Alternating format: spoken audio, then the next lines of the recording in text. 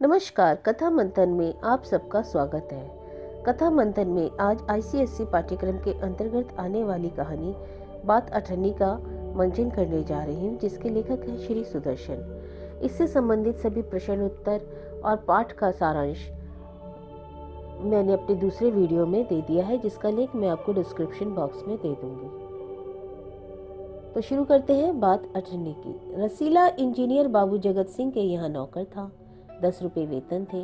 गांव में उसके बूढ़े पिता, पत्नी, एक लड़की और 2 लड़के थे। इन सब का भार उसी के कंधों पर था। वह सारी तनख्वाह घर भेज देता, पर घर वालों का गुजारा न चल पाता। उसने इंजीनियर साहब से वेतन बढ़ाने की बार बार प्रार्थना की, पर वह हर बार यही कहते, अगर तुम्हें कोई ज्यादा दे अवश्य चले जाओ, मैं तनख्वाह नहीं बढ़ाऊंगा। वह सोचता, यहाँ इतने साले से हूँ, अमीर लोग नौकरों पर विश्वास नहीं करते, पर मुझ पर यहाँ कभी किसी ने संदेह नहीं किया। यहाँ से जाऊं तो शायद कोई 11-12 दे दे, पर ऐसा आदर तो न मिलेगा। जिला मजिस्ट्रेट शेख सलीमुद्दीन इंजीनियर बाबू के पड़ोस में रहते थे। उनके चौकीदार मियाँ रमजान और रसीला में बहुत मैत्री थी। दोनों घंटों साथ बैठते, बातें करते। शेख साहब फलों के शौकीन थे। रमजान रसीला को फल देता। इंजीनियर साहब को मिठाई का शौक था। रसीला रमजान को मिठाई देता। एक दिन रमजान ने रसीला को उदास देखकर कारण पूछा। पहले तो रसीला छिपाता रहा, फिर रमजान ने कहा, कोई बात नहीं है तो खाओ सौगंध। रसीला ने रमजान का हट देखा तो आंखें भरवाई। बोला, घर से खत आया है, बच्चा बीमार है और रुपया नहीं है, तो मालिक से पेशगी मांग लो ना। कहते हैं 1 पैसा भी न दूंगा। रमजान ने ठंडी सांस छोड़ी। उसने रसीला को ठहरने का संकेत किया और आप कोठरी में चला गया। थोड़ी देर बाद उसने कुछ रुपए रसीला की हथेली पर रख दिए। रसीला के मुंह से एक शब्द न निकला।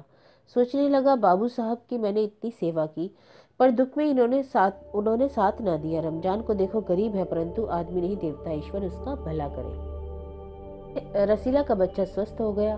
उसने रमजान का ऋण चुका दिया। केवल 8 आने बाकी रह गए। रमजान ने कभी भी पैसे न मांगे, फिर भी रसीला उसके आगे आंख न उठा पाता। एक दिन की बात है, बाबू जगत सिंह किसी से कमरे में बात कर रहे थे। रसीला ने सुना, इंजीनियर बाबू कह रहे थे, बस 500, इतनी सी रकम देकर आप मेरा अपमान कर रहे हैं।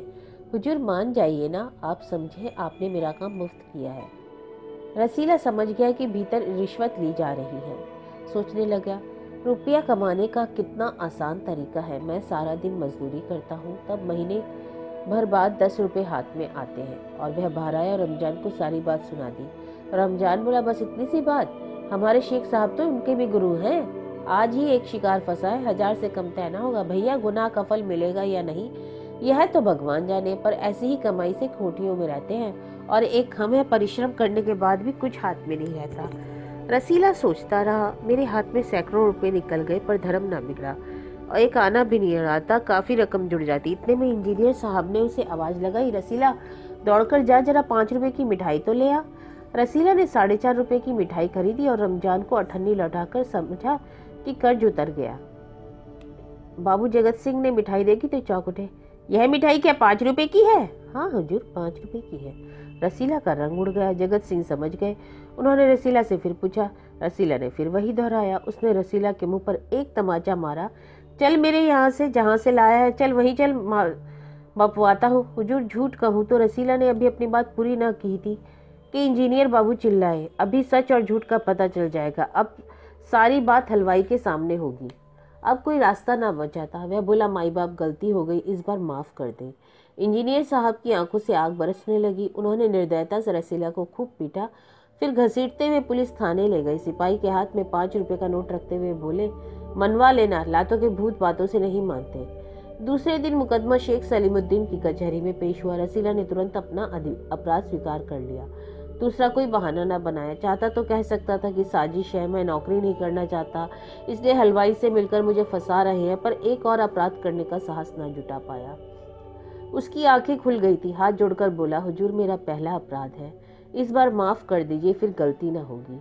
शेख साहब न्यायप्रिय आदमी थे। उन्होंने रसीला को 6 महीने की सजा सुनाई और रुमाल से मुंह पहुंचा। यह वही रुमाल था जिसमें एक दिन पहले किसी ने 1000 रुपए बांध कर दिए थे। फैसला सुनकर रमजान की आंखों में खून उतर आया। सोचने लगा, यह दुनिया अंधेर नगरी है। चोरी पकड़ी गई तो अपराध हो गया, असली अपराधी बड़ी बड़ी कोठरियों में बैठकर दोनों हाथों से धन बटोर रहे हैं, उन्हें कोई नहीं पकड़ता। रमजान घर पहुंचा। एक दासी ने पूछा, रसीला का क्या हुआ? 6 महीने की कैद। अच्छा हुआ, वैसी लायक था। रमजान ने गुस्से से कहा, यह इंसाफ नहीं, अंधेर है। सिर्फ एक अठन्नी ही की तो बात थी। रात के समय जब 1500 के चोर नरम गद्दी पर मीठी नींद ले रहे थे, अठन्नी का चोर जेल की तंग अंधेरी कोठरी में पछता रहा था। तो यह कहानी थी बात अठन्नी की, जिसके लेखक हैं सुदर्शन।